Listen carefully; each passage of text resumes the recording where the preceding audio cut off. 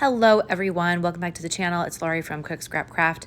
I have a process video for you. It was supposed to be for February's Off the Board hop, and I forgot to record this voiceover and get everything finished up in time. Probably because I had no idea what day it was. We had a snow day, and then I kept thinking that the next day was a Monday when it was a Tuesday, and yeah, just never got this done. So anyway, I'm still going to share it, but it's just not part of the hop, and I guess I'm going to have to be okay with that. So the inspiration layout is up in the corner there. I don't know, so it was pinned by someone named Ramona Brown, but I don't know if this was her layout or where she found it, because if you click on the image, it doesn't take you anywhere. It's just an image. It's not a link. But I liked the design of it, so whoever it belongs to, I hope that somewhere that person is getting their credit if it's not Ramona. But I liked it because it had a grid design. And I had been thinking about, for these pictures that I had, been thinking about doing something similar. Now, my finished layout is not going to look exactly like this one.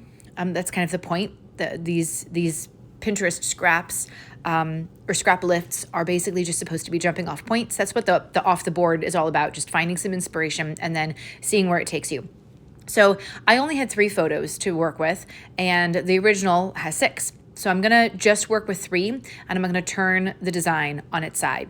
So I'm also working with scraps, just leftover things that I have in my stash.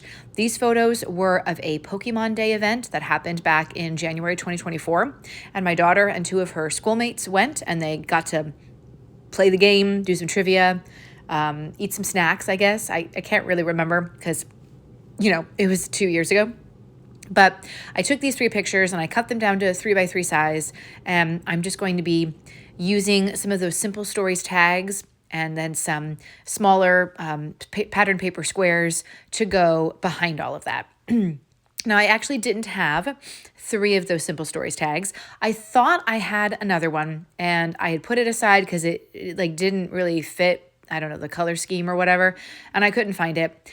So what I did have out on my desk was this other piece that had a tag on it. It was smaller, but I just cut it to be the same size. There's like a border now around it, and so now it's the same size as the other tags, and it's still a tag.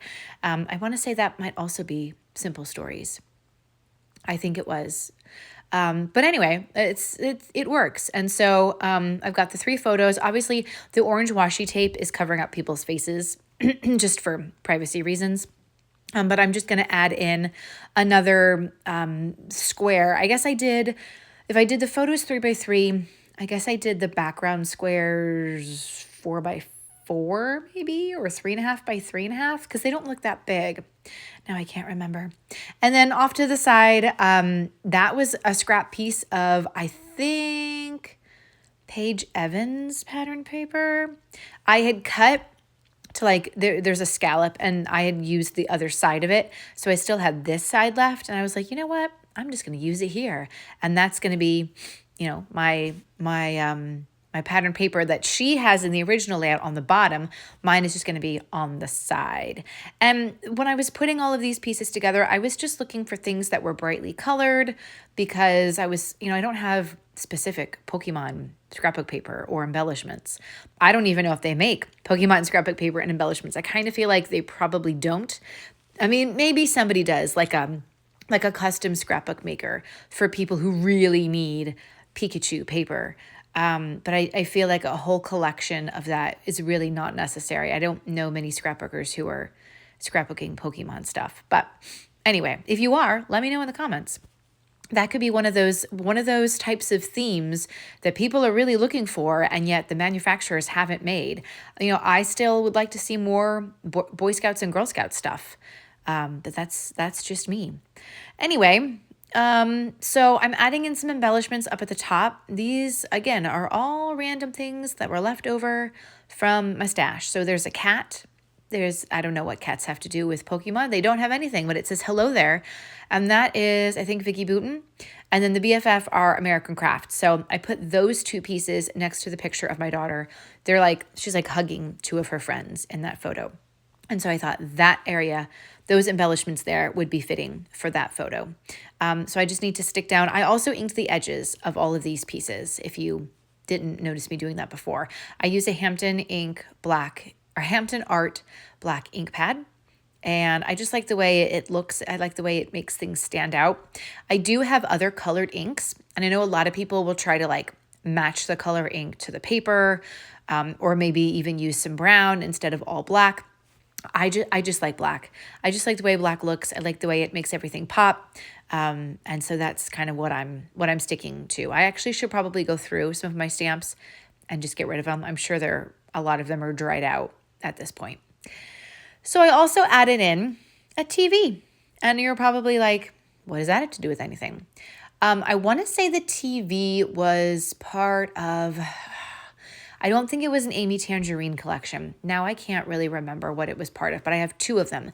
So one that I'm going to use at the bottom is more of like a TV frame that you could put a small picture into, I guess. But originally when these photos were printed out, they were fully 4x6.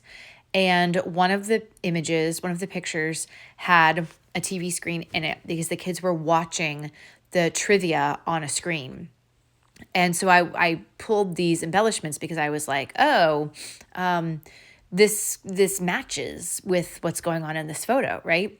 Well, then when I cut the photos down, the screen got cut out. So it still makes sense to me, and that's the most important thing. If it might not make sense to anybody else, I don't really care because unfortunately, no one ever really goes through my scrapbooks except for me. So I'm kind of doing this for myself, right?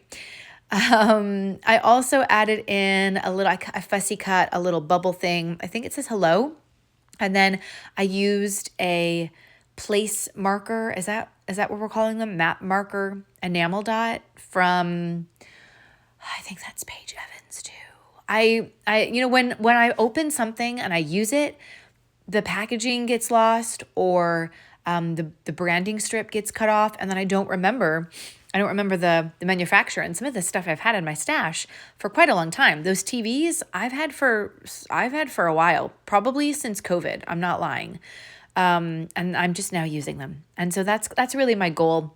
I do have a wish list on scrapbook.com where I'm like putting things down that I know I'm going to need to use for like February photos or March photos. I'm thinking ahead. I haven't placed the order yet because, I'm on a budget. So right now I'm just shopping my stash and trying to go through the things that I have, the embellishments that I have, and use them all up. I'm working on the bottom little cluster. I guess it really is like a rule of three thing because I have a square, a tag, and then the photo, and they're all wonky. So I'm not making them be like 3 and 3 because obviously once again I only had 3 photos, not 6, so I couldn't exactly do a full grid. But this is kind of the same idea, things in squares with embellishments.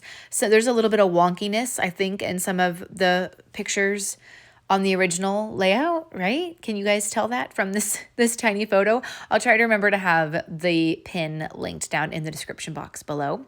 And so if you are interested, you can check that out. If you are also interested in seeing more scrapbook process videos, subscribe to the channel, hit that subscribe button.